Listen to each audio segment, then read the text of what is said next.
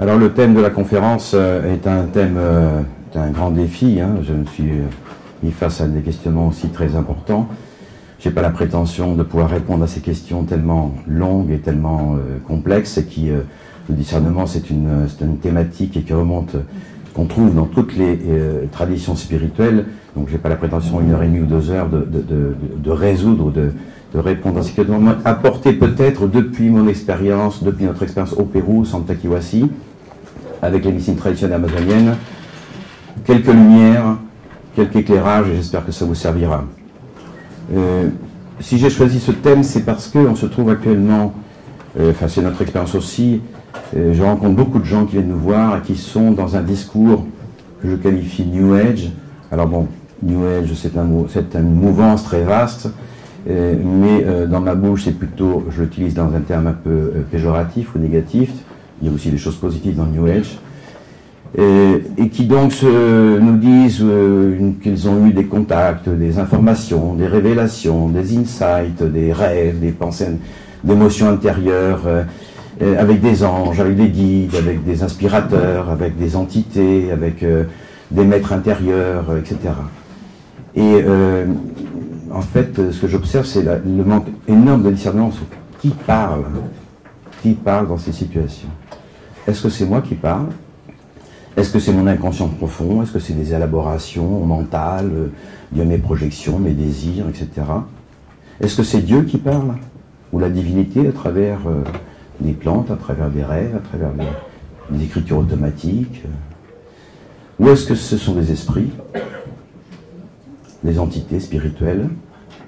Et quelles sont ces entités spirituelles? Et comment reconnaît-on si elles sont amies, alliées ou ennemies, adversaires, éventuellement dangereuses? Donc on voit qu'il y a 2 niveaux de discernement. Le premier discernement qui concerne la distinction entre ce qui est d'ordre psychique et d'ordre spirituel. Qu'est-ce qui est d'ordre psychique, qu'est-ce qui est d'ordre spirituel? Ce sont 2 instances ou 2 niveaux différents qui sont souvent confondus, mélangés, et qui entraînent de nombreuses confusions, et à mon avis, dans un certain nombre de pathologies mentales, enfin qualifiées comme pathologie mentale, il s'agit davantage de problèmes spirituels que de problèmes psychothérapeutiques ou psychopathologiques de manière générale. Et puis un deuxième discernement, une fois qu'on a considéré que ce n'est pas mon intériorité qui parle d'une façon ou d'une autre, mes profondeurs, mon inconscient, mais que c'est quelque chose d'autre. Quel est cet autre? Donc c'est le discernement spirituel. Quelle est la voix qui parle et qui s'adresse à moi? Qu'est-ce qui est vrai ou faux? Qu'est-ce qui est juste ou pas? Et puis dans ce discernement, peut-être parfois, il s'agit de savoir qu'est-ce qui est bon et qu'est-ce qui est meilleur encore. Dans une question qui est très, très complexe, et discerner, c'est voir mieux. Donc il nous faut des lumières pour voir. Dans l'obscurité, on ne voit pas bien. J'espère modestement vous apporter quelques-unes de mes lumières, en espérant que ce ne soit pas de fausses lumières. Dans le travail qu'on fait par exemple avec les plantes, que je ne nommerai pas puisque c'est interdit en France, mais vous avez deviné, il peut y avoir aussi des fausses lumières. Et parfois il arrive que des personnes par exemple aient des visions où ils voient les lumières de Las Vegas, des néons qui scintillent, etc. Là on peut pratiquement être sûr que ce sont des fausses lumières. Alors je ne vais pas parler de discernement spirituel dans le sens traditionnel, c'est-à-dire de ce que ferait un directeur spirituel avec un élève, un disciple, mais essayer de me focaliser justement sur cette question du New Age, hein, qui est déjà en elle-même assez consistante. Et parce qu'on est actuellement dans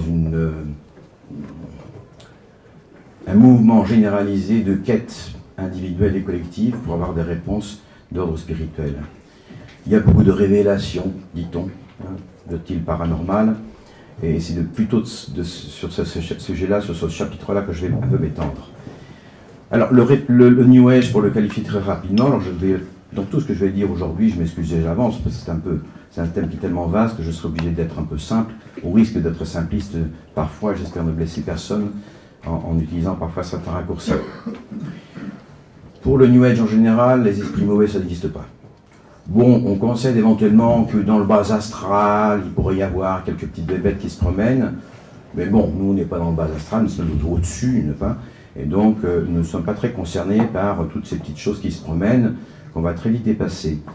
Et la tendance New Age, d'une manière générale, est de se référer, quand il y a des informations qui viennent de ce monde autre, non, à des maîtres ascensionnés, par exemple, à des guides spirituels, à des êtres réalisés, à des anges de lumière. On voit même maintenant des exorcistes New Age. Pas des prêtres exorcistes, mais des personnes qui se déclarent exorcistes.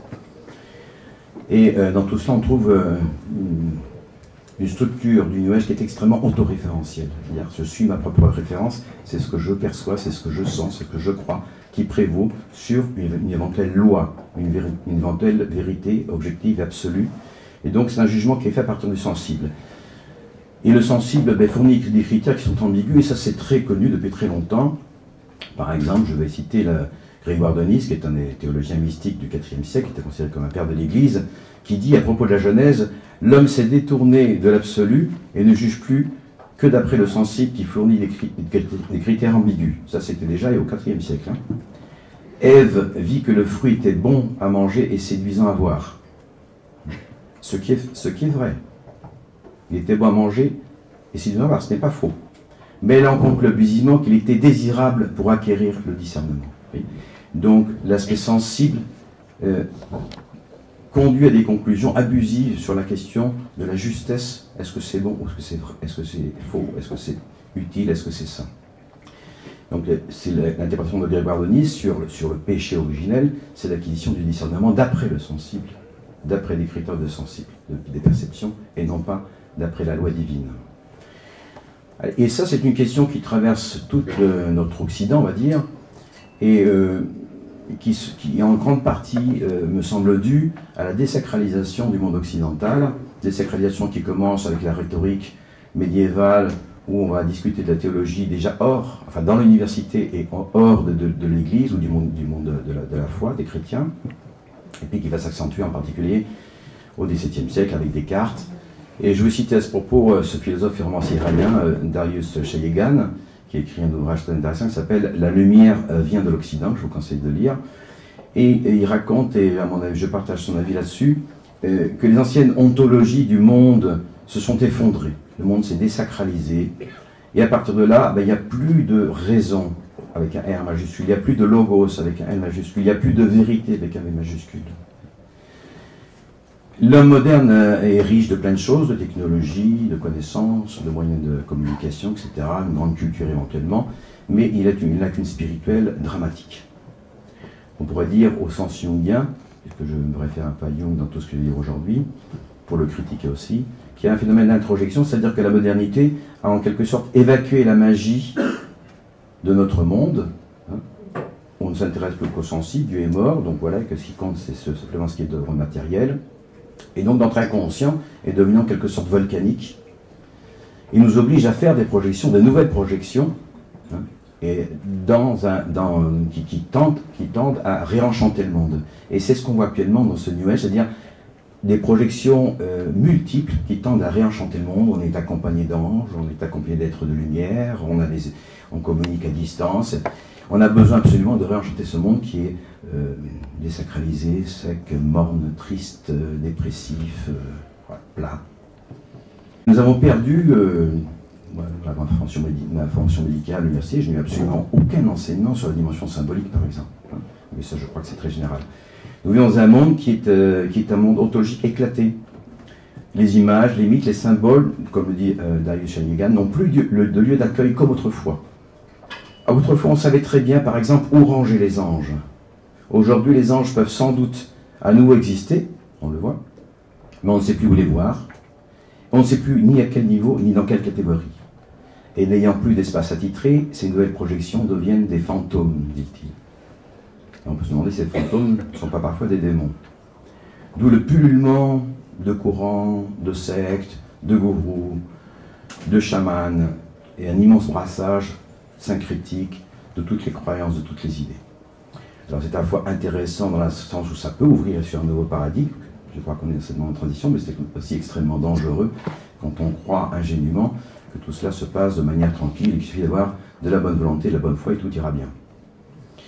Alors, dans notre expérience clinique à nous, nous observons, je vais je m'excuse de ne pas donner tous les éléments, je n'aurai pas le temps de faire ça, mais ce qu'on appelle des infestations, donc des parasitages pour les entités spirituelles qui sont généralement non identifiées. Et la notion d'infestation est difficile à faire passer parce qu'elle a le double handicap d'être prise en compte ni par les thérapeutes de la médecine occidentale, ni par les ecclésiastiques en général. D'autre part, les infestations entraînent des troubles psychiques. Quand on est infesté, il y a des conséquences sur le plan psychique. Mais si on a des troubles psychiques, c'est plus facile d'être infesté. Donc il y a une espèce d'aller, de va-et-vient entre ces deux dimensions, de psychique et de spirituel, qui font qu'il est extrêmement difficile de discerner qu'est-ce qui est d'ordre psychique, émotionnel, affectif, et qu'est-ce qui est d'ordre d'un parasitage extérieur. Donc il n'y a pas en plus de séparation absolue entre ces deux dimensions. Et vous voyez, donc, il y a une autre problématique, c'est que les ecclésiastiques en général ont tendance à parler des possessions, c'est-à-dire des infestations majeures, qui sont extrêmement rares, qui existent quand même. Mais bon, voilà, c'est le film Exorciste, si vous voulez, avec la tête qui fait 180 degrés, des choses épouvantables. Et donc, ça, évidemment, ça existe, mais c'est extrêmement réduit. Par contre, les infestations sont extrêmement fréquentes, avec des degrés de petite infestation mineure jusqu'à la possession. Donc, il y a toute une graduation des infestations, et d'une manière générale, les ecclésiastiques, les religieux, je parle surtout de la tradition chrétienne, ont du mal à apprécier, et tentent donc, puisqu'il n'y a pas d'infestation majeure, de possession détectable, donc il n'y a rien. Ça, c'est un problème pour pouvoir parler de ces thèmes-là, c'est de considérer qu'en fait, c'est extrêmement fréquent. Je considère que dans les groupes que nous voyons, 25%, 30% au moins des personnes qui viennent ont des infestations, minimum. Parfois, il y en a plus. Il y a également des fausses infestations, et ça c'est certain, donc des formes hystériques, où des gens vont se dire possédés ou se dire infestés parce que ça répond à une nécessité pour guérir ou pour faire face à des blessures émotionnelles.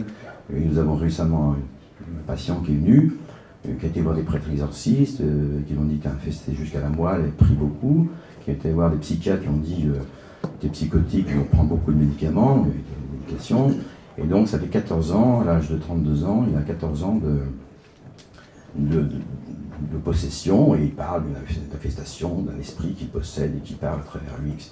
Bon, en fait, si vous voulez, dans l'examen clinique, en 3 minutes, on a vu que j'ai pu voir qu'il n'y avait aucune infestation, aucune possession. Il y avait par contre une blessure très profonde. Eh bien, c'était détecté ni par les prêtres exorcistes, ni par les psychiatres. Et en plus, donc, en laissant cette personne sans réponse. Donc, il faut aussi faire attention, comme disait le père Shenso, qui était un exorciste, il y a deux extrêmes à ne pas à écarter, de voir des démons partout ou en voir nulle part. Et puis, la situation est encore plus complexe quand on pense qu'il peut y avoir certaines possessions par d'autres personnes. On peut être possédé par une personne ou sous l'emprise d'une personne. Aussi bien un empiètement psychologique avec une personne qui est vivante, on connaît ça très classiquement entre mère et enfant par exemple, mais aussi par l'esprit de défunt. Alors je vous renvoie sur tout ce qui s'appelle maintenant le Spirit Release, donc des groupes qui se consacrent à ça. Je ne vais pas rentrer dans ces détails-là, mais enfin, ça fait encore un élément de plus à prendre en considération. Donc la question de discernement sur les esprits est extrêmement complexe. Le message de la psy en général, donc psychiatrie on va dire, c'est que également les esprits mauvais n'existent pas, tout ça c'est des projections, ce sont des créations d'imaginaire, des élaborations mentales pour fuir le réel, cependant, peu à peu, on observe qu'il y a tellement de cas de pathologies qui sont de plus en plus patents que la psychiatrie commence à se poser quand même quelques questions. Je vous signale par exemple dans la grille nosographique du DSM-4, qui classe un peu ces systèmes de classement des symptomatologies en psychiatrie, il y a maintenant des symptômes spirituels. Alors, de nombreuses pathologies dites que je considère moi comme spirituelles, manifestations, ont des étiquettes diagnostiques de pathologie mentale, toutes prêtes, donc on peut très facilement, si vous entendez des voix, pratiquement vous êtes considéré comme psychotique ou vous êtes dissocié, et vous êtes, voilà, c'est terminé. Mais quand même, à part des observations d'ethnopsychiatrie en particulier, dans des populations africaines, asiatiques, le DSM-4 maintenant reconnaît l'existence, alors je cite, de troubles dissociatifs non spécifiés, comme par exemple le DTD, qui est le Dissociative Trance Disorders, c'est une substitution, je cite, de l'identité personnelle du sujet par une nouvelle identité. Celle-ci étant attribuée à l'influence d'un esprit, d'une entité divine, d'un ancêtre défunt, souvent associé à des épisodes d'amnésie. Ça, c'est ce que dit la psychiatrie officielle aujourd'hui. Donc vous voyez quand même qu'il y a une ouverture, il y a tellement de cas qui échappent, disons, aux solutions thérapeutiques et qui sont de plus en plus patents que maintenant, alors c'est pas ça passe pour l'instant par l'ethnopsychiatrie, comme vous êtes francophone ou français, vous n'êtes pas considéré comme sujet à être pris par ces choses-là, puisque nous sommes dans un monde rationnel. La France a pu échapper finalement au démon, c'est une chance. Toujours est-il que, bon, vous allez voir donc que le psychiatre, vous terminerez probablement avec des antipsychotiques, avec de nombreux effets secondaires, et puis sans possibilité d'envisager une libération. Dès qu'on va enlever les antipsychotiques, etc., les voies vont recommencer, ça va repartir. C'est simplement une camisole chimique ou éventuellement donc des... Alors, dans les troubles dits dissociatifs, vous voyez, où il y a deux en quelque sorte, ou plus éventuellement, on peut toujours se poser la question, quel est l'autre ? Est-ce qu'il n'y a pas un autre qui est présent? Donc dans les TOC, les paranoïas, tout ce qui est d'ordre psychotique, on peut toujours se poser la question, est-ce qu'il n'y a pas quelqu'un d'autre? Est-ce qu'il n'y a pas deux, réellement?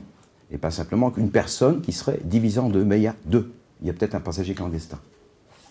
Et ça, on peut le démontrer aussi à partir de la thérapie, c'est-à-dire qu'on peut éventuellement réussir à libérer certaines personnes, le passager clandestin est débarqué, et la personne retrouve son intégrité. Alors c'est un processus, c'est long, ça demande aussi un travail de psychothérapie, ce n'est pas simplement un petit parasite qu'on enlève. Tout ça s'inscrit dans un complexe psychologique important. Donc le message psy, vous voyez, est en général quand même assez suspicieux sur toute cette histoire, malgré quand même une petite ouverture du côté de l'ethnopsychiatrie. Le message du religieux en général, bien qu'il soit absolument contradictoire avec les évangiles quand il s'agit du christianisme, et même du magistère de l'Église, qui est assez surprenant quand même, mais on peut dire que la plupart des prêtres ne croient pas dans l'existence d'entités maléfiques ou démons. Le mal est un mal psychique, un mal social, un mal... il y a quand même quelques-uns qui y croient, mais la plupart n'y croient pas, et même des prêtres exorcistes, et ils renvoient psy. Donc il m'est arrivé de rencontrer le prêtre exorciste d'une capitale européenne, donc je ne vais pas nommer, qui était très content de nous dire qu'en 5 ans, il n'avait fait aucun exorcisme, parce que tout ça, c'était psy, quoi. Donc ça, c'est assez dramatique. Et dans la médecine conventionnelle, on va dire allopathique, physique, les manifestations physiques, évidemment, ne sont jamais considérées comme étant d'origine spirituelle. Donc, on considère au mieux que ça peut être du psychosomatique, vous avez une ulcère d'estomac, vous avez de l'asthme, je sais parce que vous êtes un peu troublé sur le plan psychique, mais qu'il y ait une infestation spirituelle qui puisse avoir des conséquences physiques, avec des syndromes donc vraiment physiques, c'est pratiquement écarté.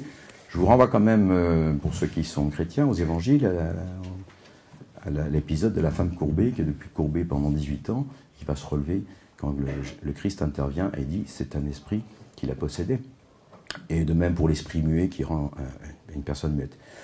Donc vous voyez qu'en gros, il y a quand même beaucoup de résistance, beaucoup de réticence, et que les prescriptions vont être soit la prière, prier, prier, prier, ce qui n'est pas mauvais, hein, je ne suis pas contre la prière, mais enfin, c'est peut-être pas suffisant, ou la médication.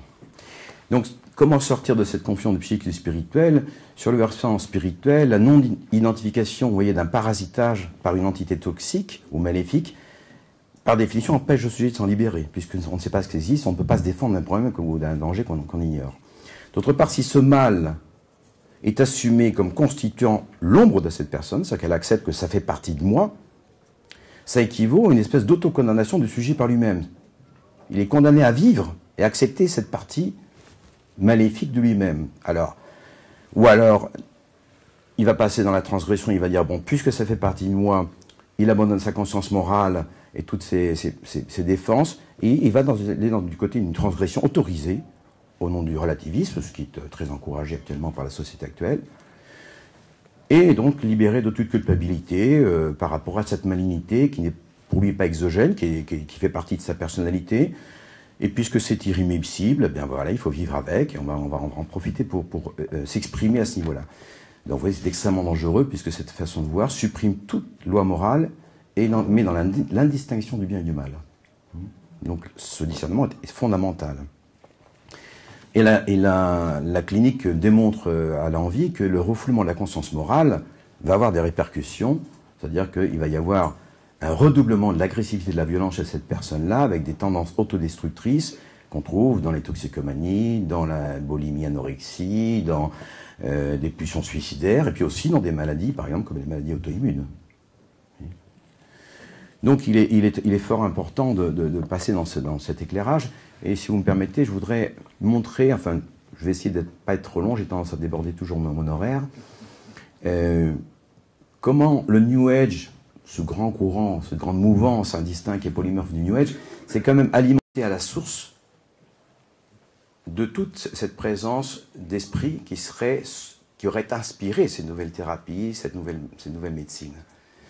Et nous sommes baignés là-dedans. Alors, je suis allé à la conférence, une conférence sur la psychologie transpersonnelle à Prague en septembre dernier, et cette question a émergé. Donc, il y a tellement de cas, ça devient tellement patent que quand même maintenant, un certain nombre de personnes se posent la question, est-ce que vraiment il existe une substantialité de ces entités? Est-ce que c'est réel et pas simplement psychique? Alors, il y a eu des grands débats, et puis à la fin, la réponse était, finalement, peu importe si c'est réel ou pas, il suffit de prendre en considération les effets. Alors évidemment, vous voyez, donc on botte en touche, en quelque sorte, en s'épargnant le fait d'aller faire une thérapie réelle, parce que s'il s'agit vraiment d'entités, la seule solution, c'est l'exorcisme et l'expulsion. Il n'y a aucune négation possible. Il n'y a aucune incorporation possible de ces entités. Il n'y a aucune possibilité d'assimiler cette ombre-là. Ou alors, il faut devenir fou, dissocié, ou alors il faut devenir sorcier, possédé. Si on ne reconnaît pas l'ombre spirituelle, il y a deux alternatives, être sorcier, dire posséder d'une façon ou d'une autre, hein, ou être fou, se dissocier.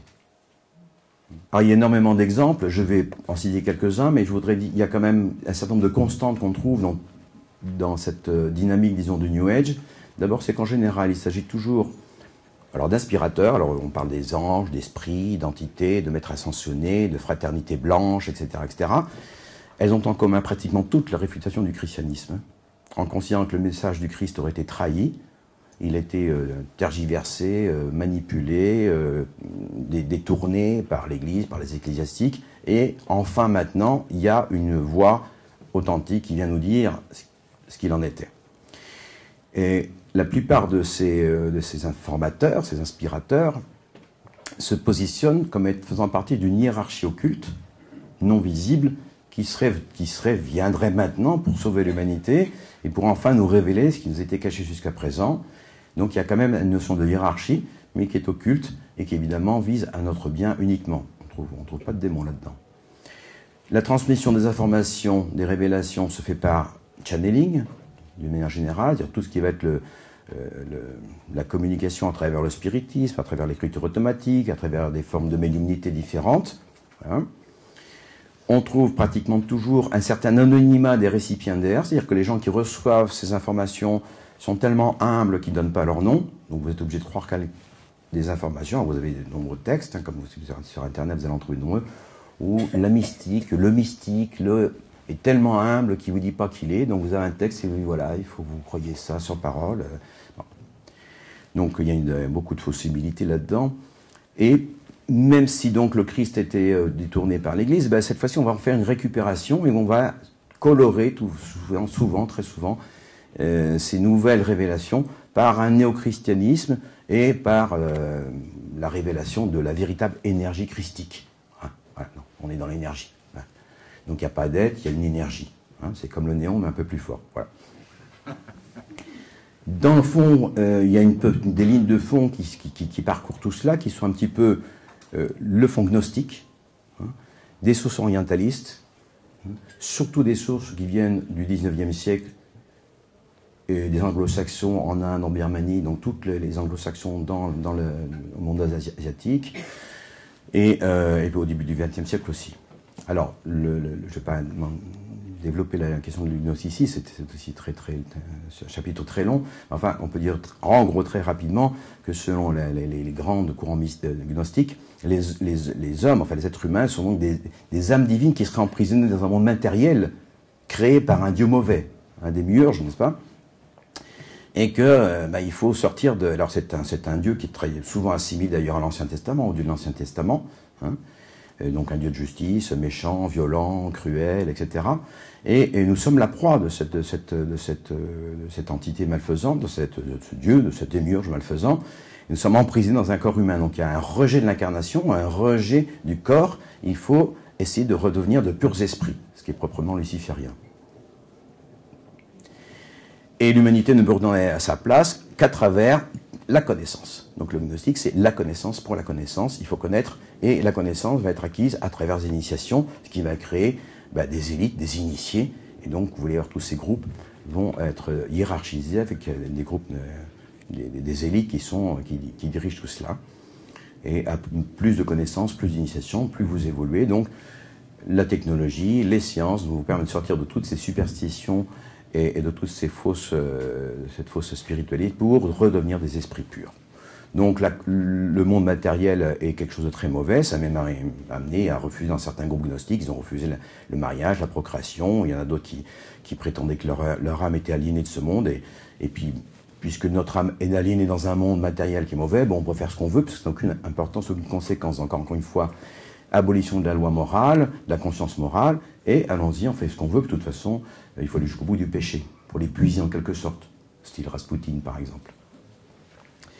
Alors le New Age va s'alimenter en particulier dès le début du 19e siècle par Allan Kardec, qui est donc un Français, un pédagogue français, qui est fondateur de la philosophie spirit, ou spiritisme, qui est très important au Brésil. Il y a plus de 6 millions de Brésiliens qui se déclarent spirit.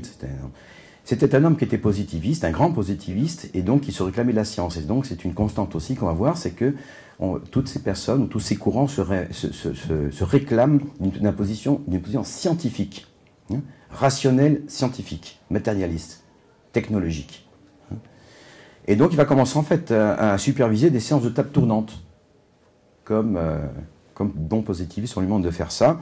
Et les tables tournantes viennent des États-Unis, en 1855 en Europe à peu près.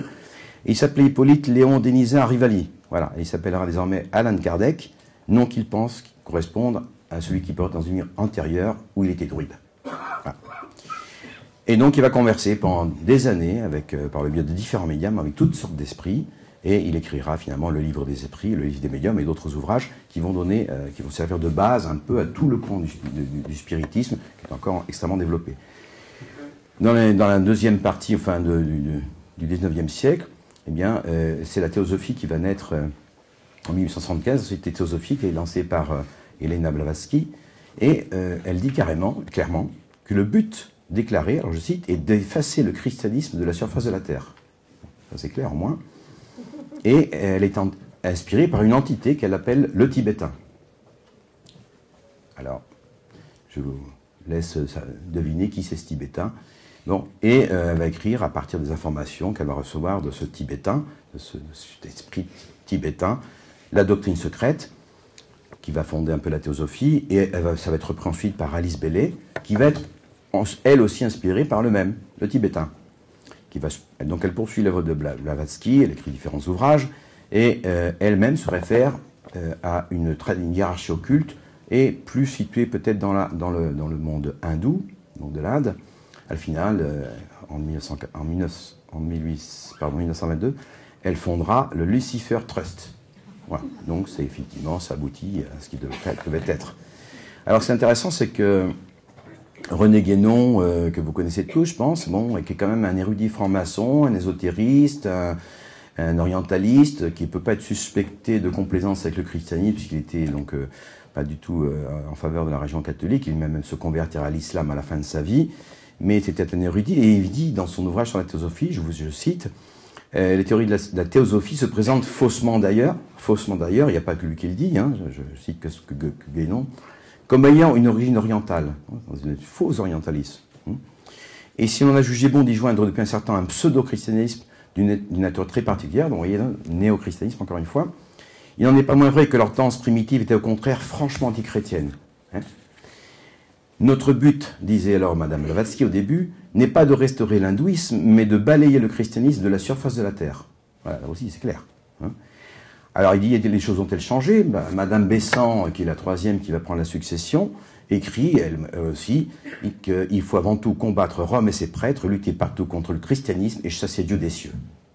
Dieu est mort, ciao, maintenant on peut y aller. Donc c'est le fameux démiurge, vous voyez, qui revient et qui nous emprisonne et duquel il faut se libérer. Alors, la société théosophie a évolué ensuite et elle s'est donc colorée d'un néochristianisme. Mais alors il dit, je cite toujours René Guénon, il est possible que leur néochristianisme ne soit qu'un masque, car lorsqu'on a affaire à de semblables milieux, il faut s'attendre à tout. Nous pensons que notre exposé montrera suffisamment combien on aurait tort de s'en rapporter la bonne foi des gens qui dirigent ou inspirent des mouvements comme celui dont il s'agit. Voilà. Donc, René Guénon met en cause vraiment de manière drastique et radicale les sources de la théosophie, en particulier c'est les sources orientalistes et les sources pseudo-chrétiennes.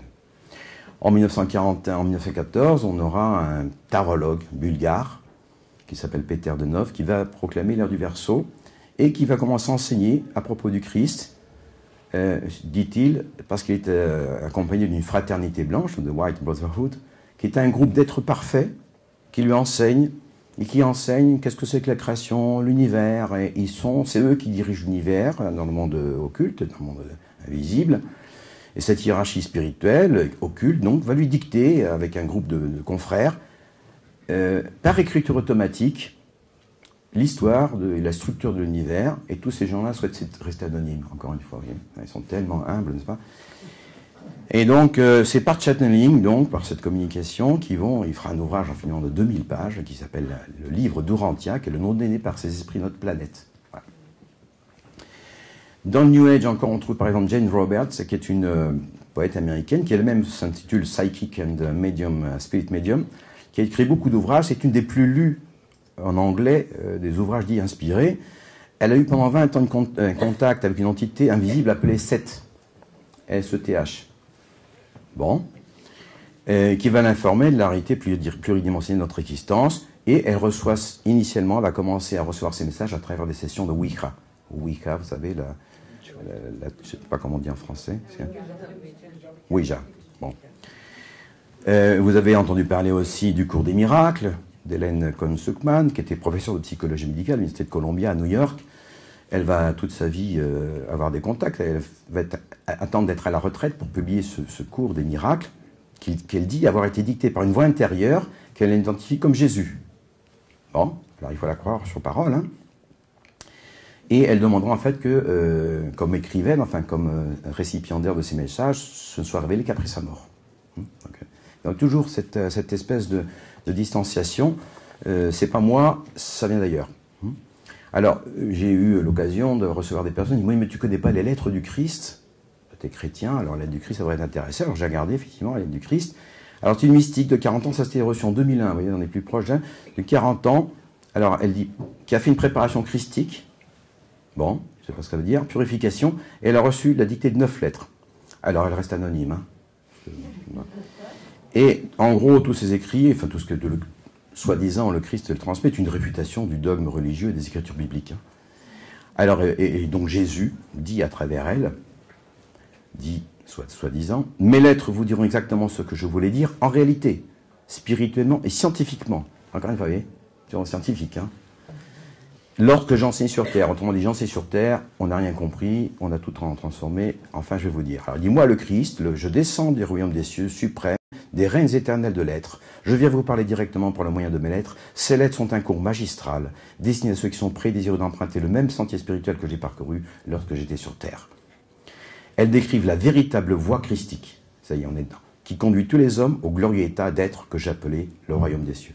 Et on va retrouver ça constamment, hein, comme Jésus, comme prototype, en fait, du super yogi qui a réussi à dépasser la mort, et il s'agit de réapprendre à devenir nous-mêmes des espèces de grands yogis. Alors vous avez un document qui s'appelle le manuscrit Galba, que quelqu'un m'a envoyé, alors j'ai trouvé ça intéressant. C'est un document qui aurait été découvert par hasard en Palestine, c'est un parchemin, dans un rouleau, enfin dans une espèce de tube. Bon, et c'est un enfant romain qui aurait assisté, qui aurait été dans la rue, abandonné, qui se trouve près de Jésus, il va accompagner Jésus, et puis finalement, Jésus va l'accueillir. C'est très sympathique, hein, quand on lit, c'est très beau, on a presque les larmes aux yeux. Et puis à un moment donné, il assiste à la résurrection de Jésus. À moi, on ne savait pas, mais il y avait quelqu'un là, et c'était lui. Et donc il va décrire la résurrection de Jésus. Alors on voit les phases, hein, et en fait, pour le résumer, Jésus est un grand yogi, enfin, ouais, et donc peu à peu, il va récupérer, il va sortir de cet état de pseudo-mort, ou de mort, il dépasse la mort, et donc nous serions donc tous invités à devenir alors de nouveaux Christ, enfin voilà, des grands yogis. Alors, par exemple, alors, dans le commentaire, dans l'introduction de cet ouvrage, qui est fait par une personne qui s'appelle Marc de Saint-Hilaire, c'est trouve très intéressant, il dit, quand il parle du monde spirituel, il parle des entités. Il y a des entités maléfiques. Alors, qu'est-ce que c'est que ces entités? Alors, il dit, ces entités sont des éléments. Elles ne sont pas des êtres. C'est des éléments. Des éléments obscurs, discordants, ténébreux, de l'astral humain. C'est encore nous, ça vient de nous. Qui circulent dans l'énergie du monde. Ouais, on est encore dans l'énergie. Générés de l'intérieur des êtres humains, vous voyez?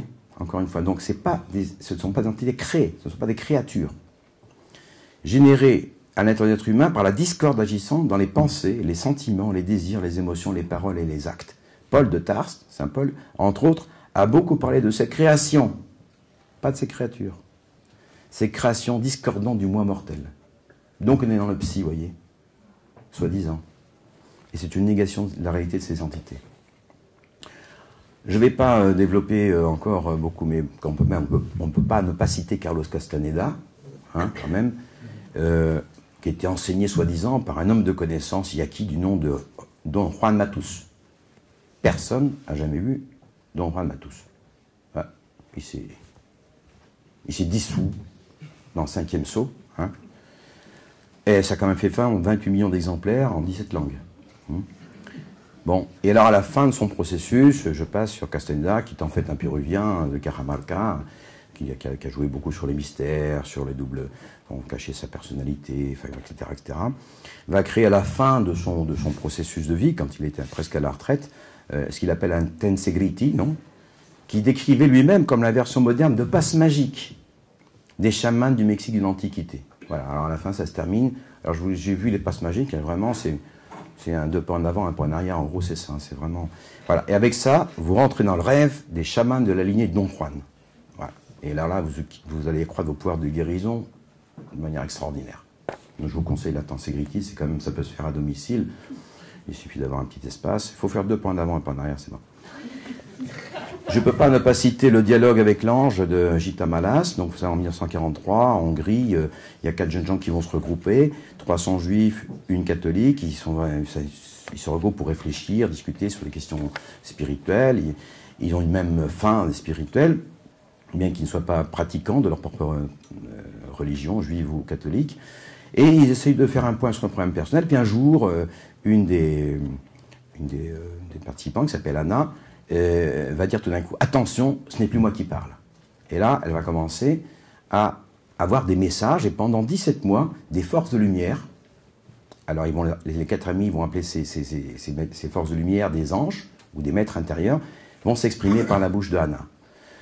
Ça va se terminer dramatiquement, les trois d'entre eux qui sont juifs vont aller dans un camp de concentration, vont mourir, et Gita va pouvoir, qui survit, va venir en France et finalement écrire ce fameux dialogue avec l'ange que certainement beaucoup d'entre vous avez lu.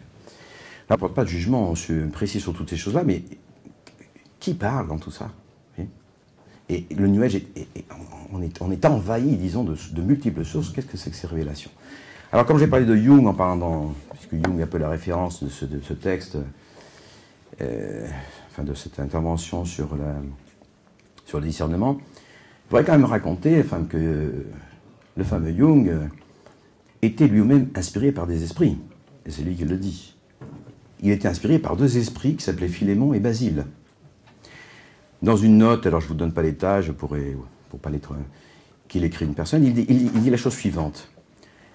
Dans chaque cas individuel de patient, de personne, je me dois d'être sceptique. Mais sur le long cours, je dois admettre que l'hypothèse des esprits donne de meilleurs résultats dans la pratique que n'importe quel autre. Et ça, c'est typique de Jung. C'est-à-dire que, en fait, ça doit exister, c'est probablement... Mais scientifiquement, je ne peux pas le dire, parce que je vais perdre mon statut de scientifique. Donc, on trouve chez Jung la chose et son contraire tout le temps. Et une espèce d'ambiguïté qui va avoir du mal à dépasser. Vous savez qu'il y a donc quand même beaucoup de critiques à son sujet. Et donc la famille Les Héritiers ont publié il n'y a pas très longtemps, il y a quelques années, le livre rouge, hein, où il raconte enfin un peu tous ces processus intérieurs, avec des très belles peintures d'ailleurs, des textes très intéressants. Et entre autres choses, donc ces entretiens avec les esprits, à partir de l'imagination active, qui était un peu sa technique. Et il rapporte ce passage, donc c'est lui qui parle, où des esprits, ces esprits qui lui parlent, Philémon et Basile, lui demandent, à lui, Jung, qu'ils le reconnaissent, qu'ils les reconnaissent comme des esprits à part entière. Alors voilà ce qu'ils disent. Libre à toi de nous qualifier de symboles, avec le même droit que tu peux aussi qualifier tes semblables de symboles, si tu en as envie. Mais nous sommes exactement aussi réels que tes semblables. Tu n'affirmes rien et ne résous rien en nous qualifiant de symboles. Alors Jung a un moment de recul, et puis dit tu me plonges dans une confusion effroyable, vous prétendez être réel. Réponse, bien sûr que nous sommes ce que tu nommes réel, nous sommes là, et tu dois nous accepter. Tu as le choix. Alors bon, donc la réduction de l'ombre à des problèmes uniquement psychiques pose question, et vous voyez que Jung lui-même n'est pas très clair là-dessus. Alors ça sera beaucoup reproché à Jung, moi aussi je me joins à ceux qui lui reprochent cela, et en particulier il y a un ouvrage de Richard Knoll, qui est un critique de Jung, qui s'appelle Le Christ arien, que je vous recommande aussi, parce que Jung se situe dans la communauté des esprits, et la plupart des gens qui rencontrent Jung dans cette espèce de communauté des esprits, où il échafaude un mythe. Et Ma vie, son ouvrage Ma vie, est en fait considéré comme un mythe personnel, une espèce d'évangile contemporain qui jetterait les bases d'une nouvelle religion. Et Denis Bijou-Duval, qui est un écrivain français, il dit que Jung ne craint pas, dès les années 50, de se faire le prophète de l'ère du Verseau. Et Jung va maintenir cette ambiguïté tout le temps, et ce qui va lui permettre d'être un peu un phare de la mouvance du New Age, et de se retrouver même comme une référence dans les rites maçonniques, par exemple.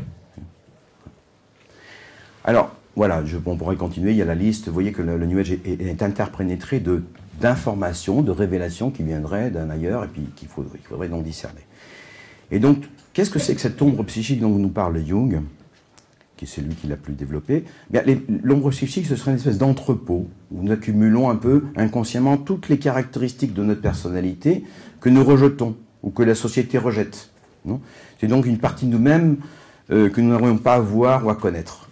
Alors, l'ego serait notre partie extérieure, l'image que nous souhaitons donner de nous-mêmes, ce que nous sommes, ce que nous connaissons de façon consciente. Et cette personne, qui est donc le masque, occulte en fait une partie de notre être véritable, qui contient l'ombre, cette partie que nous rejetons. L'ego serait donc la figure du bien, en gros, et l'ombre celle du mal. Il s'agit là, dit-il, enfin, d'un processus culturel, au départ en tous les cas. Et là, encore une fois, vous voyez que si l'ombre est un processus culturel, c'est-à-dire que c'est une répression dans l'inconscient profond à cause du jugement social, de nouveau, on élimine la conscience morale. Il n'y a plus de conscience morale. C'est ce que dit la société, c'est ce que dit l'autre, c'est ce que dit les lois, les religions, les dogmes, tout ce qu'on veut extérieur à moi, qui va déterminer ce qui est bien ou mauvais. Et donc, il n'y a pas de conscience morale chez l'être humain à ce moment-là. Et ça, c'est une chose extrêmement grave. Et il va plus loin, Jung va aller plus loin, puisqu'il va dire que ces éléments, enfin ces caractéristiques qui sont rejetées, qui sont occultées, acquièrent une vie propre. Elles deviennent autonomes, on ne sait pas très bien comment, hein, et elles peuvent se transformer en terribles monstres, ce qu'on appelle nos démons intérieurs. Et donc, dans le langage courant, tout le monde dit oui, j'ai mes démons intérieurs, il faut que je lutte contre mes démons intérieurs, mais personne ne croit vraiment que ce sont des démons. On dit non, c'est des parties de moi-même, c'est mon mauvais caractère, c'est... Bon. Mais est-ce qu'il y a-t-il vraiment des démons intérieurs? Et sont-ils simplement des aspects psychiques, des caractéristiques de notre personnalité que nous rejetons? Donc vous voyez que l'ombre, dans ce contexte-là, c'est une espèce de jumeau ou de double psychique, une espèce de miroir opposé à notre partie consciente. Ça, c'est l'ombre au sens initial, puis après, l'ombre va s'enrichir, en fait, parce que l'ombre n'est pas simplement négative, elle comprend aussi des éléments positifs, des qualités, des forces, des aptitudes, que nous avons difficulté à reconnaître, parce que ça nous fait peur, ça nous effraie, on n'a pas envie d'assumer, c'est trop. Alors par peur, par répression sociale aussi, répression culturelle, on va projeter ces éléments positifs de notre qualité sur des personnages extérieurs, donc des figures héroïques. Il est même, et je crois tout à fait dans l'observation clinique, il est plus facile de sortir le linge sale que l'or intérieur. Hein. On est assez prêt à voir qu'on a des défauts, des choses qui ne sont pas réglées. Mais voir notre force intérieure, voir notre richesse intérieure, ça nous fait plus peur. Et on a davantage peur de voir le divin que de voir les démons. Quand nous sommes face à quelqu'un d'autre, nous avons donc cette personne, son ego, mais nous avons son ombre qu'elle a. Et qu'est-ce qu'on peut faire avec l'ombre de l'autre? Eh ben, on peut la dévier, l'esquiver, ou on peut la charger consciemment. Ben, il faut aimer son ennemi, c'est ce que dit le Christ. Ou on peut essayer de la projeter. Et on peut faire ça aussi avec notre ombre personnelle. Si l'ombre n'est pas assumée, si elle n'est pas assimilée, l'ombre psychique, elle va se projeter sur l'extérieur. Par exemple, la brebis galeuse dans une famille qui va prendre un peu, qui va charger tous les aspects négatifs de la famille. Donc on croit échapper à nos propres démons en satanisant l'autre. Inversement, dans l'état amoureux, par exemple, la partie lumineuse, dorée, divine, on pourrait dire, de l'autre, de nous-mêmes, est projetée sur cette personne. Et donc on demande à notre partenaire d'être la divine femme, d'être... voilà, c'est absolument insupportable. Donc la projection, l'effet de projection, aussi bien dans la partie négative, sataniser l'autre, ou dans la partie positive, entre guillemets, de le diviniser, charge l'être humain de caractéristiques surhumaines qui sont impossibles à porter et impossibles à supporter. Donc, si on ne sort pas de l'état amoureux dans un couple, ça risque d'aller mal, puisqu'on va faire... ce sont deux dieux ou deux démons qui vont finir par se combattre. Tant que ça reste au niveau psychique, que ces énergies-là, cette force, cette puissance-là ne sont pas transposées, ne trouvent pas une transposition dans la dimension spirituelle, la dimension qui fait sens et qui nous dépasse, eh bien, on se trouve prisonnier, sous l'emprise de ces puissances-là. Alors Gandhi avait un mot qui est intéressant à ce propos-là, il dit « Si tu continues avec le vieux code de justice, œil pour œil, dent pour dent, tu finiras dans un monde d'aveugles et d'édentés. » Il faut dépasser ça.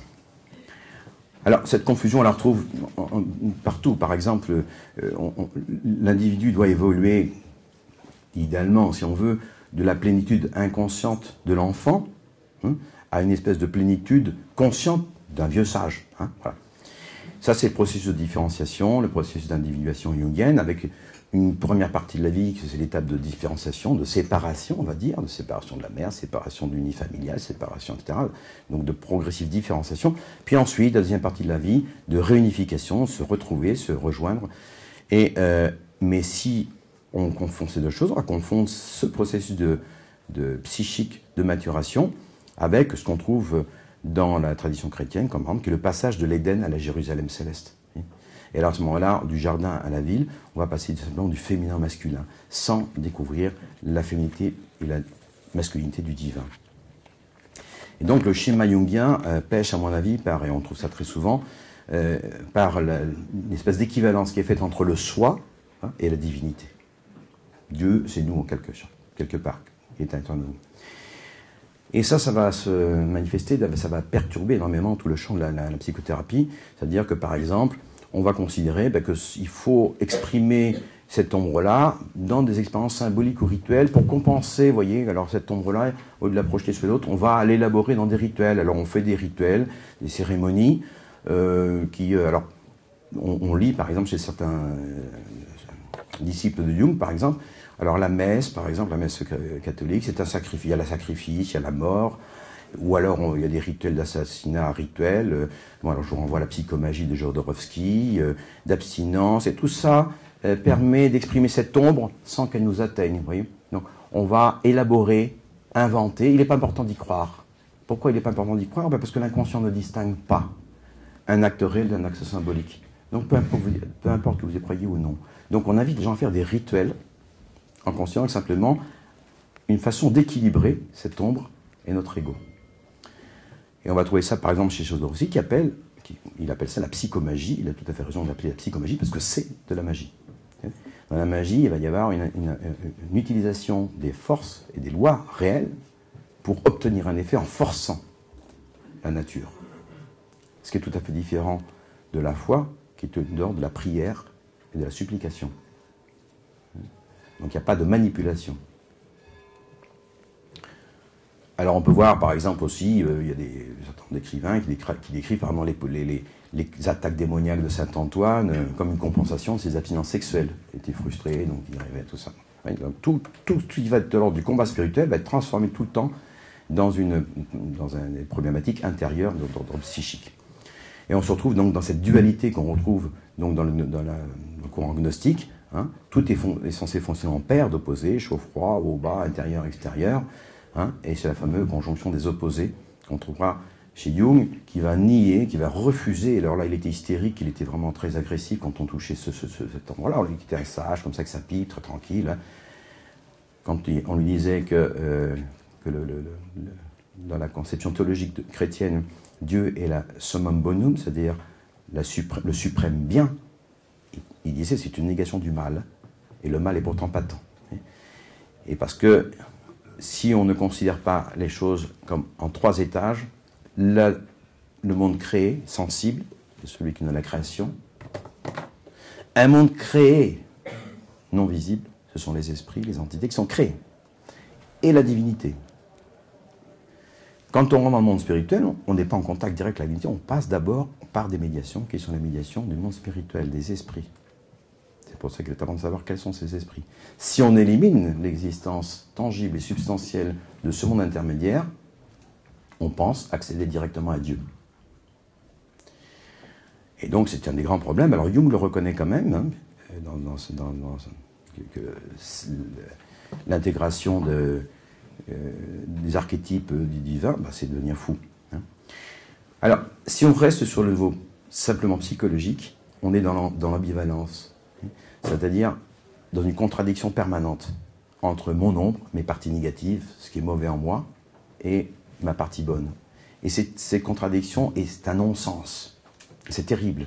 Et c'est ce qui nous touche beaucoup actuellement, c'est de voir ce non-sens qui préside chez beaucoup de nos contemporains, qui sont conscients à la fois de leur partie positive, bonne, saine, etc., mais en même temps qui savent qu'ils ont une ombre. Il y a quelque chose qui ne va pas chez eux, chez nous. Il y en a qui sont là-dedans, évidemment. Et cette contradiction provoque des souffrances terribles. Si on reste au niveau psychologique, si on passe au niveau de l'expérience religieuse, alors le trésor se trouve au milieu des immondices, n'est-ce pas ?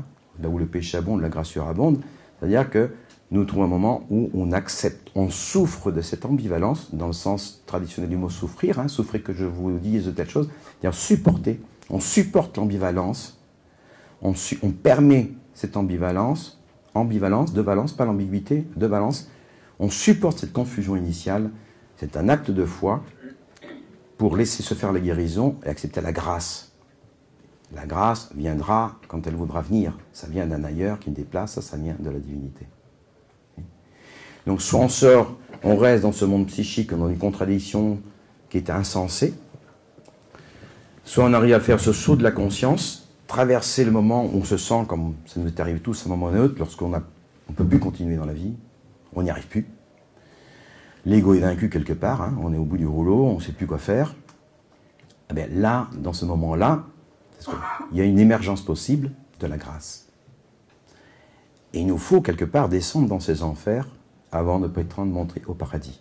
Ça, même Marie-Louise von Franz le reconnaîtra. Hein. Accepter de descendre dans ces enfers en acceptant d'être tiraillé, d'être écartelé, d'être crucifié. Souffrir cela, le supporter en priant, en demandant de recevoir la grâce. Et la grâce de l'Esprit viendra comme elle veut, quand elle veut, et d'où elle veut.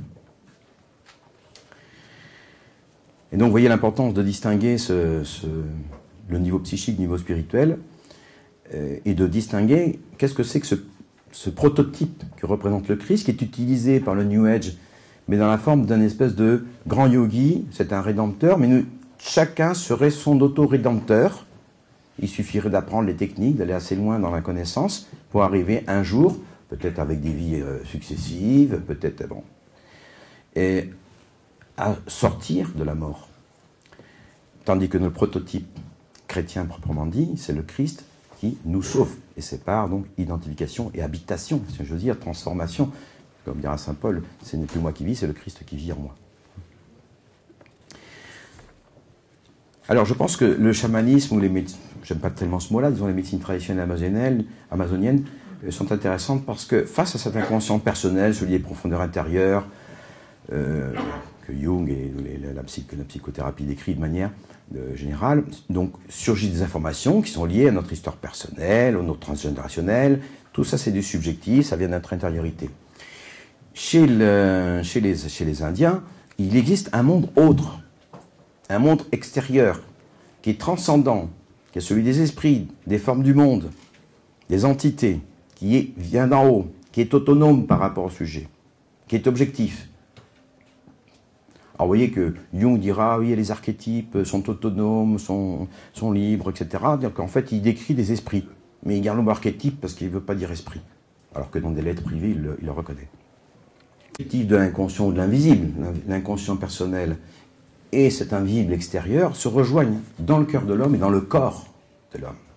Et ça, c'est très important, puisque c'est notre corps qui va assumer cette fonction symbolique qui nous permet de nous relier à la conscience profonde, conscience intérieure et conscience extérieure, qui ne sont pas séparées, elles sont séparées parce que je suis dans un langage linéaire, je ne peux pas faire autrement.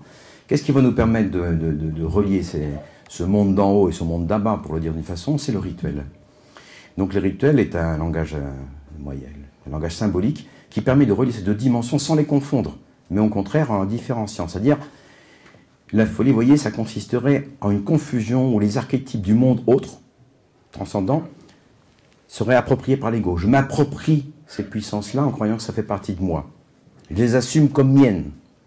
Et à ce moment-là, dans ce cas-là, soit on est possédé par ces entités, et qu'on devient un sorcier, soit on se dissocie, on devient fou. Les Indiens disent, en parlant de certaines plantes psychoactives, il faut dominer la puissance des plantes. On doit rester maître de soi-même. Il n'est pas question de s'identifier, de se laisser posséder, se mettre sous emprise de la puissance des plantes et de ce qui peut transiter à travers les plantes. Ce principe de l'analogie, ce qui est en haut est comme ce qui est en bas, ces manifestations du monde en bas subjectif, répondent en écho à celles du monde d'en haut. Ça, on trouve dans beaucoup de traditions, c'est-à-dire que l'analogie est un principe de similitude, mais pas un principe d'identité. Dire je suis comme Dieu, c'est pas dire je suis Dieu. Hein, comme si, donc deux jumeaux, ils se ressemblent beaucoup, mais c'est deux personnes différentes. Donc la similitude n'est pas l'identité. Et donc, dans cette reconstitution de cette hiérarchie, hein, l'analogie restitue une verticalité. Le monde d'en haut est princeps par rapport au monde d'en bas. Le monde de la manifestation, le monde de la création dépend, naît, surgit du monde d'en haut. Il est princeps. Et ça, on le retrouve dans pratiquement toutes les traditions. Il y a une primauté. Alors, dans les traditions indiennes, ce sont les mythes fondateurs des grandes sociétés. On trouve ça dans l'anthropologie ternaire de Fromager, par exemple. On trouve ça, ou simplement dans le prologue de l'évangile de Saint Jean. Hein. Au début était le Verbe, et le Verbe était Dieu, etc.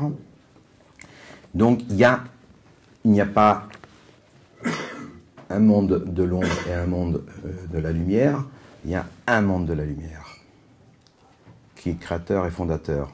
Dans les créatures, il y a des êtres, des entités, alors on peut les appeler les anges si vous voulez, hein, qui sont libres, qui choisissent, qui sont incorporés, et qui donc peuvent choisir aussi de ne pas reconnaître la divinité. À ce moment-là, ça devient ce qu'on appelle des démons.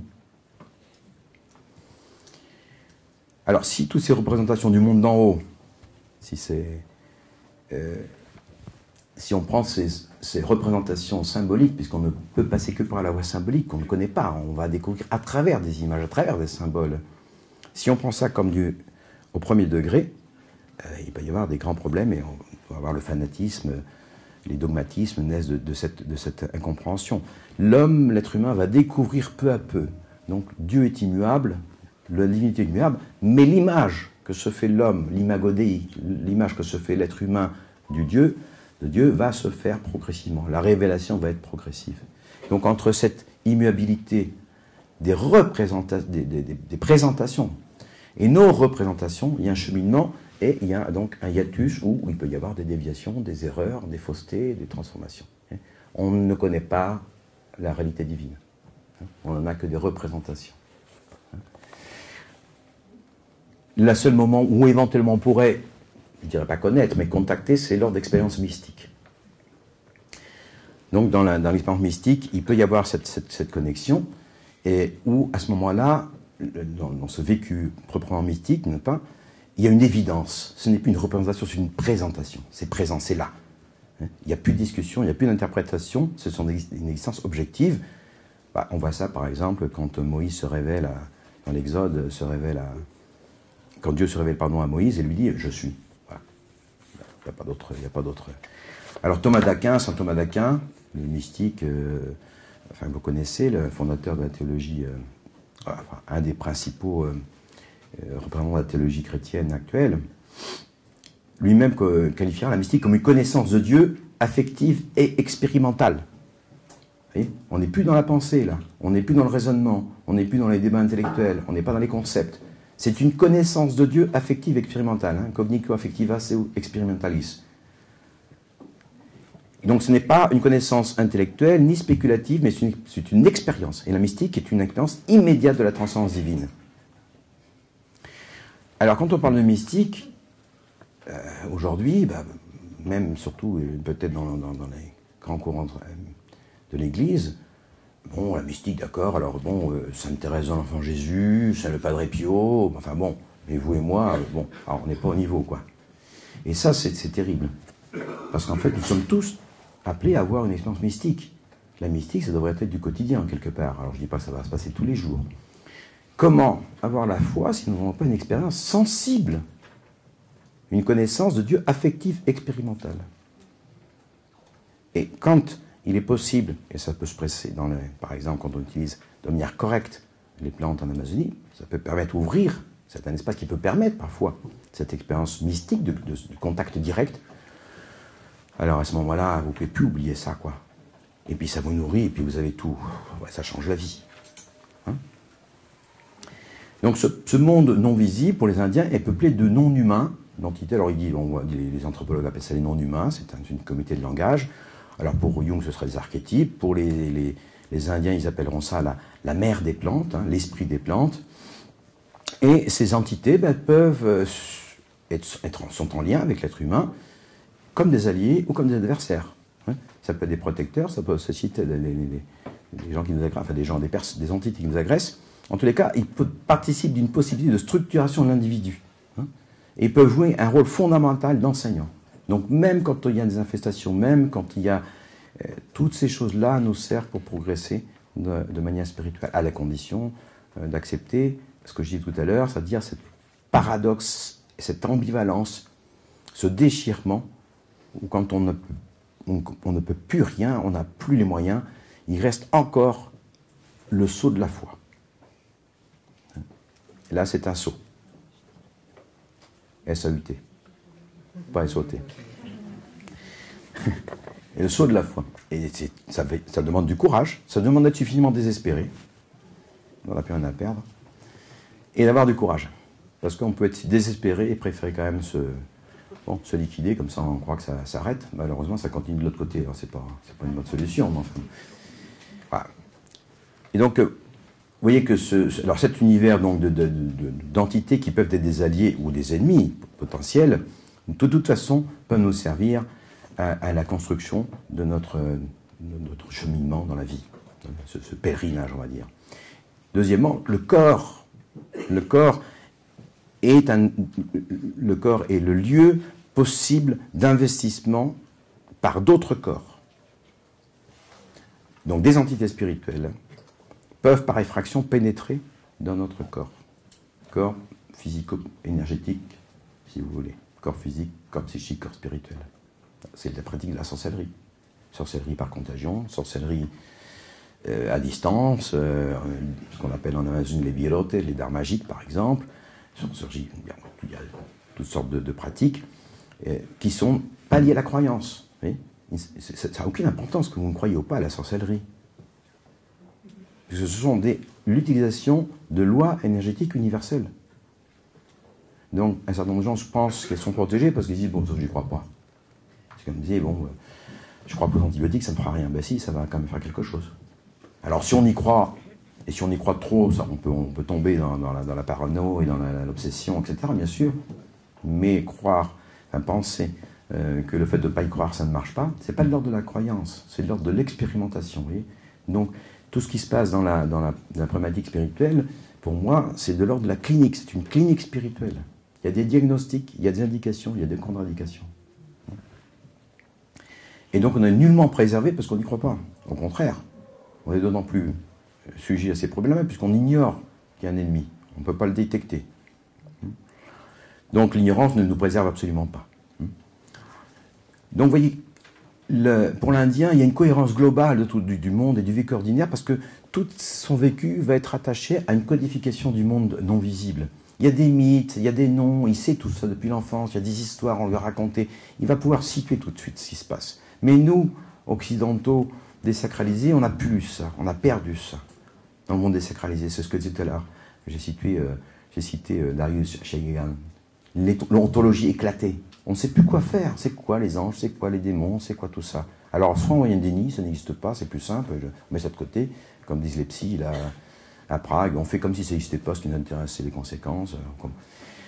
Ou alors, ben, on va jouer avec ces choses-là, on joue à l'apprenti sorcier.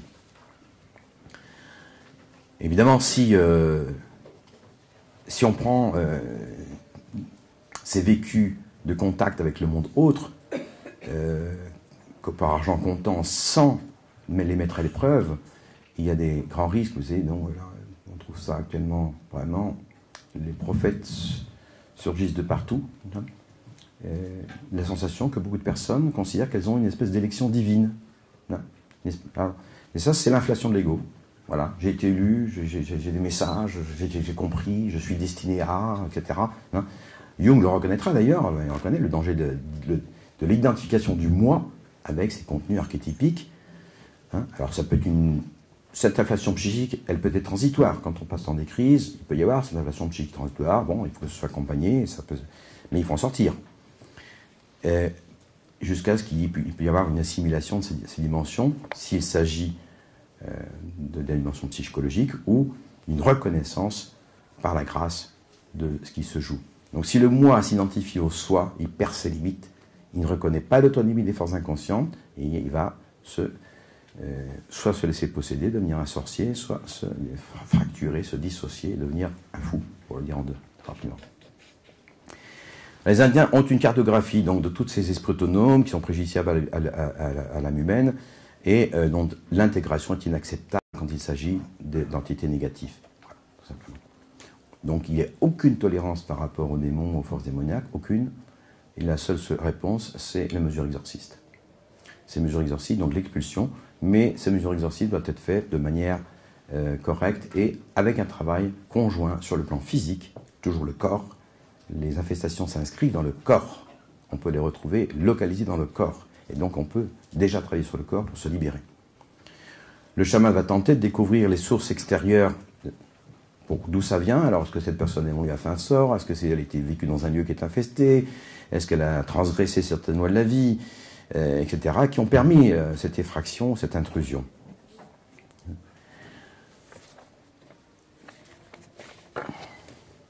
Ça va? Vous n'êtes pas trop fatigué? Non? Bon. C'est un peu compliqué, mais bon, justement, il est difficile de parler de ces choses-là. Difficile. Si on enferme l'individu en lui disant « ce qui est en toi t'appartient » et tu dois excusez-moi l'expression, te démerder avec. On enferme les gens dans une prison mentale. C'est-à-dire qu'ils ne peuvent pas s'échapper. Et à l'extrême, on les pousse à la dissociation. Ou à l'extrême, on les pousse à l'identification avec l'intrus, donc à devenir eux-mêmes des démons. Quand on voit ce qui se passe actuellement dans la société actuelle, hein, on voit des choses absolument extraordinaires, extraordinairement terribles, hein, des gens, cannibalisme, des choses comme ça. On peut se poser des questions. Alors le discernement est très difficile, comme vous le voyez, et je me permets de citer, je pourrais citer beaucoup d'exemples, et on n'a pas le temps, mais je vais simplement citer quand même Saint Ignace de Loyola. Pourquoi? Parce que Saint Ignace, il a fait justement, il est connu, enfin, pour être un des référents sur les règles du discernement des esprits. Hein, dans toute la tradition, et jusqu'à aujourd'hui, l'exercice de Saint Ignace, donc vraiment, c'est un référent du discernement des esprits.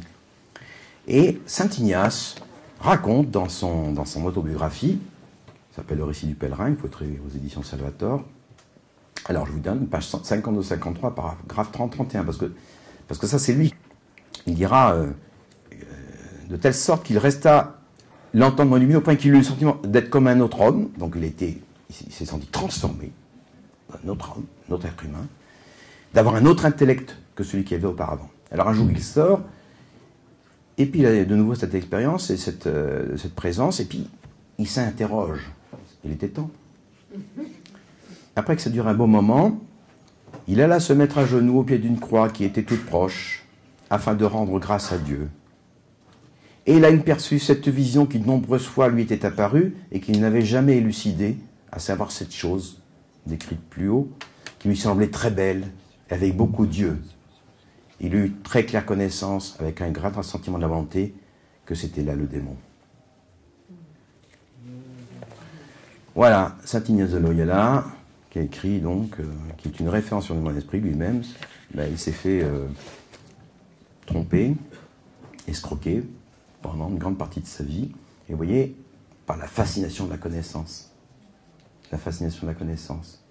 Et on retrouve typiquement cette dimension luciférienne. Donc même si saint Ignace de Loyola s'est trompé, bon, vous m'excuserez si je me trompe un petit peu moi aussi, hein, on a quand même... bon, ça rassure quand même quelque part. Hein, bon. Alors, qu'est-ce que nous enseigne la clinique? Qu'est-ce que nous enseigne la clinique? Je vais essayer d'aller un peu plus vite. Bon. Notre clinique à nous, hein, avec la médecine traditionnelle, eh bien, que les infestations s'accrochent toujours sur des prises possibles. Il y a toujours une accroche, il y a toujours des portes ouvertes, il y a toujours un endroit, on va dire, qui peut être dans la biographie du sujet. Ça peut être des actes conscients, des actes inconscients, ce qu'on appellerait le péché dans une tradition chrétienne, des pratiques spirites, ça peut être de l'occultisme, ça peut être un regard à la sexualité, ça peut être aussi extérieur, des sorts, de la magie. Ça peut être aussi du transgénérationnel, hérité des ancêtres, des parents, qui ont transgressé à leur manière. Et ça peut être aussi des problèmes psychologiques, émotionnels. Quand il y a des fractures psychiques, des traumas très profonds, il peut y avoir infestation. C'est des portes ouvertes. Donc, il va non seulement falloir expulser en quelque sorte cette entité, mais faire le travail de psychothérapie pour fermer cette porte, guérir ce trauma, pardonner, cicatriser. Donc, la psychothérapie va de pair avec le travail exorciste. Quel est le but de tout ça? Les infestations, ça mène au désespoir et ça mène finalement au détournement du divin. Toutes les infestations, c'est pour ça qu'il est important d'aller vers le discernement, sont habitées par le mensonge. C'est le travestissement de la réalité. C'est le manque de vérité avec un grand V. C'est donc la malignité, c'est la déformation du vrai. Et les prises sont dans le corps. On peut donc commencer, quand on fait un travail thérapeutique, à intervenir sur le corps de la personne. Alors nous utilisons des plantes, de purgation, des sopladas, ce qu'on appelle sopladas, avec des fumées de tabac, mais il y a aussi l'imposition des mains, l'insuction, des diètes, des jeûnes. On peut aussi utiliser des objets de protection, les médailles sacralisées. Bon, je ne peux pas rentrer dans tous les détails, il y a beaucoup, mais déjà on peut agir déjà au niveau du corps physique. Il y a des plantes particulièrement, nous on utilise la rosacha, l'ochusanango, mukura, par exemple la kamalonga, etc. Bon. Les infestations sont aussi facilitées par les états modifiés de conscience induits et non contrôlés. Donc là, sur toutes les prises de drogue, mais toutes les expériences de modification de la conscience avec des plantes ou d'autres techniques qui ne sont pas bien ritualisées, qui sont bien protégées, sont des possibles sources d'infestation. Donc on voit de plus en plus, malheureusement, venir chez nous des gens qui ont pris des plantes interdites en France et qui... après, sont encore plus mal qu'avant. Hein? On ouvre la porte, mais on ne peut pas ouvrir la porte sans le rituel. Il faut savoir exactement. Et le rituel est extrêmement rigoureux. Ouvrir la porte sur le monde intermédiaire, il faut pouvoir ensuite revenir de ce monde intermédiaire, enrichi, et fermer la porte. Et donc, dans ce contexte-là, il ne suffit pas d'être, comme je disais tout à l'heure, brave, et puis, bon, j'ai la bonne volonté, je suis sincère, donc pas de problème, tout va se passer. Non, ça c'est... La sincérité, qui est très importante, doit aller de pair avec un minimum de discernement et de connaissance. Alors, je vais vous citer rapidement quelques critères de discernement que je propose, enfin, qui sont le résultat de notre expérience. C'est un peu une liste, vous m'excuserez, parce que sinon il faudrait beaucoup plus de temps. Je vois que je suis déjà en train de dépasser le temps. Ben, la première chose, il faut user du bon sens. User du juste milieu, de la mesure, de la pondération. N'être ni dans la négation de la possibilité d'avoir des manifestations, ni dans la surinterprétation. Et ça, c'est un grand problème. Hein. La lumière s'éteint, ils vont dire « Ah, la lumière s'est éteinte, alors qu'est-ce que c'est ?» Ben, il n'y a pas de courant, quoi. Non. Ils attendaient, je sais pas, c'est un esprit qui fait une attaque d'un sorcier. Non. Ben, ouais, parfois, il faut prendre beaucoup de distance. Donc, pas fermer la porte, mais prendre la distance. Alors, faire travailler sa raison, parce que la raison est un acte naturel. Alors, ce n'est pas infaillible, la raison n'est pas infaillible, elle n'épuise pas.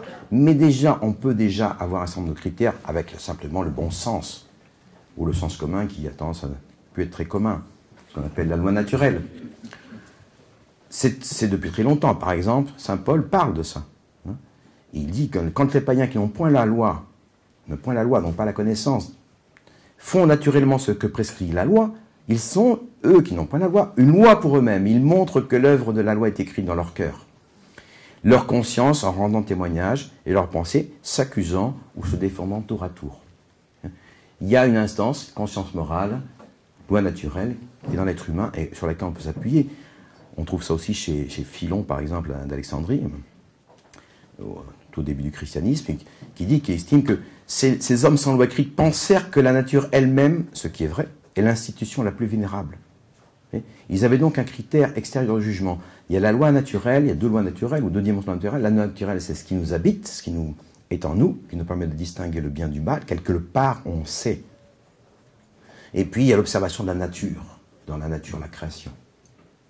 Une, donc, naturelle qui est inscrite dans le cœur de l'homme et une autre loi qui est inscrite dans le cœur de l'homme, dans la conscience profonde, et l'autre qui correspond à la loi de la nature.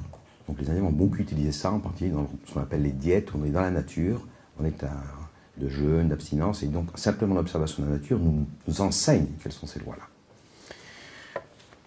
Saint Jean dira, éprouvez les esprits. Si vous avez un contact avec une entité, vous avez l'impression que, oh là là, il faut demander son nom. Qui es-tu?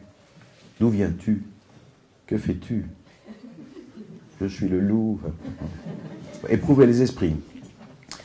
Saint Jean dit, bien-aimés, n'ajoutez pas foi à tout esprit, mais éprouvez les esprits pour savoir s'ils sont de Dieu, car plusieurs faux prophètes sont venus dans le monde. Il y a des faux esprits. Et les esprits mauvais ne vont jamais se présenter, ils se présentent toujours de manière séduisante. Hein. Ça brille, c'est Zorro, quoi. Enfin, c'est, ouais, trompette de Jéricho. Faut impressionner le public. Ça joue toujours dans la séduction. Et ça peut prendre même la forme de Christ, de la Vierge, etc. Les formes les plus saintes ou saines. Donc, première chose, prendre son temps. Dans le monde spirituel, il n'y a jamais d'urgence. L'urgence est faite pour nous mettre dans la précipitation, perdre le jugement et aller trop vite. Donc, dès qu'on est dans ces moments, dire, oh là là, tranquille, pépère, je vais d'abord aller prendre un petit café à la terrasse, là. On va voir, pas se précipiter. Donc, toutes les choses, il faut absolument que tu saisisses cette opportunité, parce que sinon, c'est foutu, là, c'est maintenant, jamais. Tranquille, prendre son temps, je ne suis pas pressé. Alors, les gens qui disent, oui, j'ai eu des trucs sur une vocation, il faut que je sois chaman, il faut que je sois je sais pas quoi. J'ai dit, tu laisses ça pendant 2 ans. Tu fais tout pour aller contre. Tu fais tout pour aller contre cette vocation, soi-disant. Si au bout de 2 ans, c'est toujours là, bon, là, on peut commencer à regarder un peu plus près. Il faut tout faire pour aller contre la soi-disant vocation. Et tous les grands guérisseurs que j'ai connus ont tout fait pour ne pas être guérisseurs. Hein. Parce que quand on trouve sa vocation, on en a peur. Évidemment, ces informations qu'on peut recevoir dans des rêves, dans des émotions, dans des visions, est-ce qu'elles nous surprennent? Si c'est ce qu'on attend, on peut déjà... Si ça nous surprend totalement, là, il est plus probable qu'il y ait de la vérité. Ça ne correspond pas à nos attentes. Alors, il faut regarder, c'est un des critères. Ce n'est pas suffisant. Est-ce que ces informations que nous avons reçues sont cohérentes avec les informations antérieures? Si ça vient du bon côté, il y aura toujours de la cohérence. Il ne peut pas y avoir un jour tu es ci, et le lendemain tu es autre chose. Il faut que tu fasses ça, puis le lendemain il faut que tu fasses ton contraire. S'il y a de l'incohérence, c'est que c'est faux quelque part. Donc les esprits vont toujours nous donner des éléments vrais, parce que sinon, personne n'a... S'il n'y a pas un hameçon, s'il n'y a pas... Bon, ça ne marche pas. Il y a toujours de la vérité dans ce que disent les démons. Il peut y avoir 9 vérités et un élément faux qui falsifie tout le reste. Hein? Donc le fait de dire, je fais du Reiki, j'ai mis les mains, ça marche. Ça ne veut rien dire. Le Reiki est infesté. Je ne sais pas citer tout à l'heure, mais excusez de le dire un peu brutalement, j'ai écrit un article là-dessus, je vous renvoie sur une page internet. Le Reiki est infesté parce que on s'inscrit par initiation dans une égrégore qui vient d'un fondateur, et lui-même, ça vient d'où? Et alors ça marche? Bah oui, mais ça ne veut rien dire. Est-ce que ça marche sur le long terme? Et est-ce que ça marche de manière générale? Quels sont les résultats sur le long terme? Est-ce que par exemple vous allez mieux, vous dormez mieux que ça, puis de l'autre côté vous avez commencé à avoir des problèmes physiques que vous n'aviez jamais eu avant? Il faut tout regarder. Le bien-être provoqué par ces informations, ces soins, tout ce qui va nous connecter, ne peut pas être passager, il faut que ce soit un bonheur durable. Est-ce que ces informations nous troublent, nous mettent dans la paix? Si nous avons une information, une révélation qui nous trouble, on peut tout de suite la mettre à la poubelle. Ce qui vient de l'esprit met toujours dans la paix, dans la sérénité. Donc si ça nous trouble, vous voyez, on se sent écrasé. Tu vois, tu as des trucs transgénérationnels, ton grand-père a dû faire des trucs pendant la guerre, je sais pas quoi, là. Est-ce que cette révélation nous trouble ou est-ce qu'elle nous libère? Donc ça c'est important. Est-ce que c'est durable? Se méfier des informations qui correspondent à une demande, une exigence démesurée. Il faut que tu abandonnes tout, ta famille, tu pars dans le désert, tu jeûnes pendant 40 jours, tu ne peux plus manger ça toute ta vie, tu ne couperas plus les ongles, et puis alors là... Ça ne peut pas être contre l'éthique personnelle. Ça ne peut pas être contre ce que l'on est profondément. Ça peut demander des efforts, des sacrifices. On va reconnaître. Et donc prendre son temps. Et alors, moi j'ai vu des patients, enfin des personnes qui sont passées, ils attendaient la révélation. Il y a un patient, je raconte de temps en temps cette anecdote pour mettre un peu... Il avait des rêves, un serpent qui le poursuivait comme ça, qui était dangereux. Alors, et puis il se réfugiait dans des feuilles de citronnelle dans son rêve. Puis ça pointe les piscines, puis il passe à côté. Alors il me dit, qu'est-ce qu'il faut faire? Et ce type, il était super actif, 5 heures du matin, il travaillait. Là. Je lui aurais dit, tu montes à la montagne en face là-bas, tu te mets à poil sous la pluie pendant 3 jours. Il aurait trouvé ça génial. Ben, je lui ai dit, ton rêve, il est simple, il te dit qu'il faut te baigner avec de la citronnelle. Citronnelle, c'est vraiment quelconque, quoi. Alors il m'a dit, non, enfin bon, je vais voir. Bon. Puis le lendemain, il arrivait encore que le serpent le poursuivait, puis là, il n'a plus le temps, paf, il lui a craché du venin aux yeux. Il s'est réveillé, il a une conjonctivite bilatérale. Il est venu me voir, il m'a dit, j'ai des attaques démoniaques et tout ça, qu'est-ce qu'il faut que je fasse? Bain de citronnelle. Ça ne lui a pas plu. Là, j'ai dit, écoute, tant que tu ne fais pas le bain de citronnelle, moi je fais rien.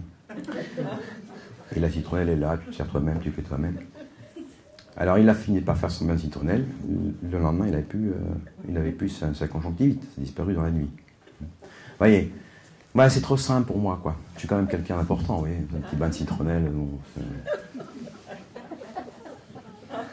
on est en contact directement avec le patron. Bon. Donc voilà. Est-ce que ces informations nous amènent l'harmonie? C'est fondamental, hein, ce qu'on appelle la symphonie en grec, hein, c'est un critère de discernement du bien. Est-ce qu'il y a un accord entre la pensée, entre la parole et l'action? Est-ce que tout est en harmonie? C'est un signe de vie. S'il y a quelque chose de disharmonieux qui sonne faux, il regarde 2 fois. Regardez, est-ce que ça trouble mon sommeil? Il y a toujours des troubles du sommeil, quand des infestations, des insomnies, des cauchemars, du somnambulisme. Toujours. Évaluer les conséquences sur l'entourage immédiat. Ah oui, je suis un grand chaman, je fais des tas de guérisons, etc. Puis tu vois le gosse qui a de l'eczéma, la petite qui dort pas, la maison qui va mal. Toi, tu vas très bien, mais autour de toi, ça va pas très bien. Hein? Alors, quels sont les troubles physiques, psychiques? Il y a des angoisses dans la famille, des batailles, des conflits. Alors bon, il faut regarder. C'est aussi un élément, il peut y avoir des conflits sans qu'il y ait d'infestation ni quoi que ce soit. Bien sûr, tout ça, il faut additionner. Et donc, quand on a des informations qui viennent, comme ça, je vous conseille toujours, avoir au moins 3 fois la même information. Il faut attendre. Si c'est vraiment important, de l'autre côté, ils vont insister 3 fois. 3 fois la même information qui se répète.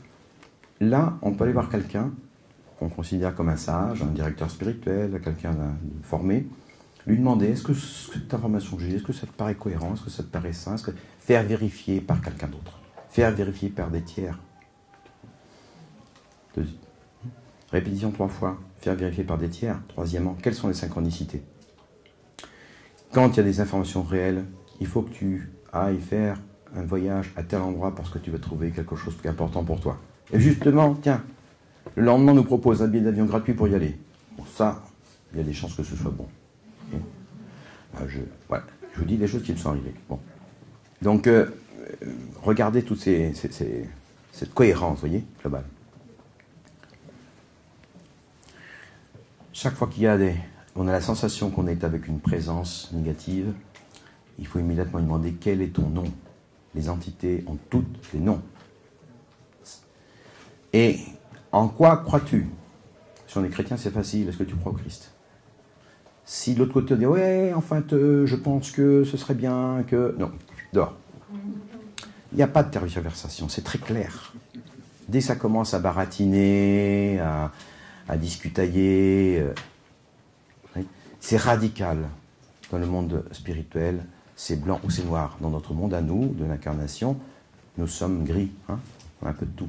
Dans le monde spirituel, c'est blanc ou noir. Dans le monde intermédiaire, pas dans la divinité, qui n'est pas duel, qui est une. Donc je me méfie toujours des faux messages, même s'il y a des références pseudo-religieuses. Vous avez vu Ignace de Loyola, bon. Parce qu'il y a toujours de la séduction. Et plus les enjeux vont être forts dans ce qui se passe chez une personne, plus les enjeux spirituels vont être importants, plus le discernement est difficile. Par exemple, des personnes qui ont eu dans transgénérationnel, dans des ancêtres, des religieux, par exemple, qui ont apostasié, qui se sont mariés, qui ont eu des enfants, qui ont divorcé, puis etc., ou qui sont dans la maçonnerie, la franc-maçonnerie, quoi. Alors là, les enjeux sont extrêmement forts et les batailles sont violentes. Donc là, il faut absolument être accompagné. Plus il va y avoir des questions qui sont très aux lignes spirituelles, plus il faut être accompagné et ne pas se risquer à aller marcher seul sur ces sentiers-là. Vous voyez la voix qu'on entend, si c'est la voix qui vient de l'esprit, c'est une voix qui n'est sans reproche, sans accusation, sans jugement. Jamais. On nous montre, là tu as fait une connerie toi, là ce que tu as fait, regarde. Mais il n'y a pas de jugement. S'il y a du jugement, rappelez-vous que le démon c'est aussi l'accusateur. Il accuse. Donc il vous pousse à la faute, puis après, de l'autre côté, il vient de l'autre côté, déguisé avec d'autres déguisements, il vous accuse d'avoir transgressé, il se fait passer pour le divin. Il gagne des deux côtés. Dans le divin, il n'y a jamais de jugement, il n'y a pas de jugement, il n'y a pas de culpabilité. Culpabilité toxique. Et dès qu'on va pouvoir avoir vraiment des lumières, voyez, qui sont authentiques, eh bien, la lumière de la conscience, prendre conscience de quelque chose sur soi. Mais je ne m'étais jamais rendu compte de ça. Ça crée une joie intérieure incroyable. Donc la conscience va toujours être accompagnée de la joie. Et ça, on voit ça que des patients qui prennent conscience qu'ils ont fait des choses, par exemple, je sais pas moi, ils ont maltraité leur compagne pendant des années, par égoïsme, par exemple. Et le type, il vient à la fin de la session, il dit « D'ailleurs, c'est épouvantable. J'ai maltraité ma copine pendant des années. » Il a un sourire jusqu'aux oreilles. Il n'a pas un sourire parce qu'il est content d'avoir fait ça, mais c'est tellement extraordinaire de pouvoir se rendre compte que je ne voyais même pas cela. Il a la découverte de la conscience. Je le sais maintenant, vraiment. Ça crée une joie extraordinaire. Donc ça, c'est un critère très important. Est-ce que je suis, est-ce qu'il y a la joie derrière cela? Et puis, par rapport à cette ignorance, d'un coup, je ne me suis pas rendu compte, mais c'est incroyable. Et donc, il y a l'humilité, il y a la petitesse. Ça rend humble et petit. c'est toujours accompagné de la notion du pardon. Toujours spontanément, quelle que soit la religion, l'âge, le sexe, etc., etc. Il y a une nécessité vitale de demander pardon, d'être pardonné, de pardonner. Il y a une nécessité vitale simultanée à la louange et à la gratitude. Les gens disent merci, merci, c'est même plus pourquoi ils disent merci. Pardon, pardon, merci. Tu dis pardon, pourquoi? Je ne sais pas, ça sort. Voilà. Puis après, ça va s'affiner. C'est ce qu'on appelle la louange, si vous voulez, dans notre tradition. Il y a une chose qui est certaine, c'est que l'ennemi, il y a deux choses qu'il ne fait jamais. Aimer, jamais, et s'humilier, encore moins. Est-ce que cet esprit aime et s'humilie? Lui-même. Donc il est important de voir aussi dans les informations qui peuvent nous dire, voilà, il faudrait que tu fasses ci, que tu fasses ça, que tu suives tel chemin, telle voie. Est-ce que ça conduit à notre bien individuel? Est-ce que ça conduit à notre bien familial ou enfin, social? Est-ce que ça conduit au bien collectif de l'humanité? Si c'est que notre bien individuel et pas le bien de la famille, dehors.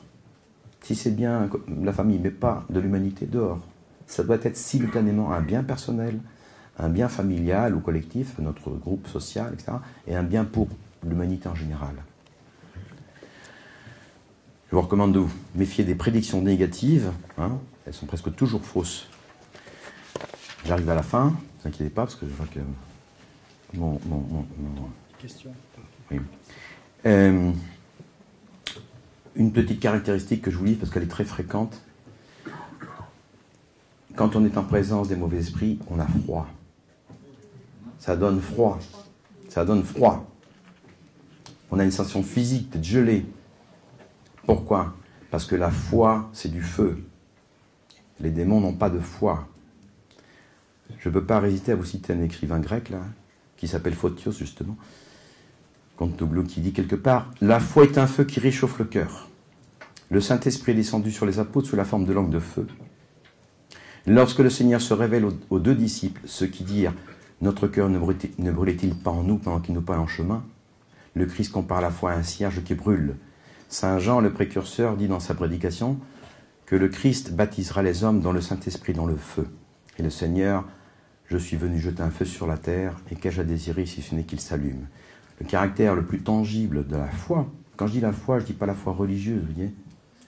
C'est pas appartenir forcément à une église. C'est la confiance fondamentale que la vie est bonne. La vie avec un grand V. Le caractère le plus tangible de la foi, c'est la chaleur. C'est pourquoi on parle de foi ardente, de foi fervente. Et le signe assuré de la croyance, c'est la froideur. Vous voulez savoir discerner si un homme a la foi ou non, si la chaleur se dégage de lui, de ses yeux, de ses paroles, de ses attitudes, soyez sûr qu'il a la foi dans son cœur.